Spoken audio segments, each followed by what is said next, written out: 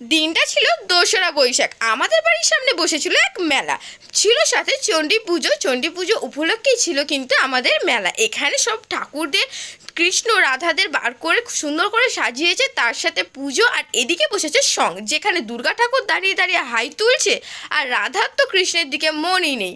মন্দিরটা খুব সুন্দর সাজে। যেহেতু পয়লা বৈশাখে বেরোয়নি, তাই ২রা বৈশাখের দিন মা, বাবা, আমি আর আমাদের প্রিয় টমি সবাই মিলে মেলা দেখতে গেছি। আমি অবশ্য একবার ঘুরে গেছি, আর মাকে এদিকে আমার ভিডিও করতে দিয়ে দেখছি মা আমাকে বাদ দিয়ে সবাইকেই নিয়েছে। তারপরে মা যখন এসেছে তখন মেলাটা তোমাদেরকে দেখাচ্ছি। আমরা এসে দেখলাম মন্দিরে আরতি হচ্ছে, তো আরতিটাও দেখলাম। দেখার পরে এদিকে দেখো মাঠের অবস্থা থেকে বুঝতেই পারছো মা কতটা দেরি করে এসেছে। রাস্তার ওপারে আমাদের একটা ছোটোখাটো মেলা বসেছে, যেখানে অনেক দোকান বসেছিল। সেখান থেকে মা কিনেছে গপুর জন্য একটা পাখা। তো তোমরা চ্যানেলটা সাবস্ক্রাইব করো না, আমরা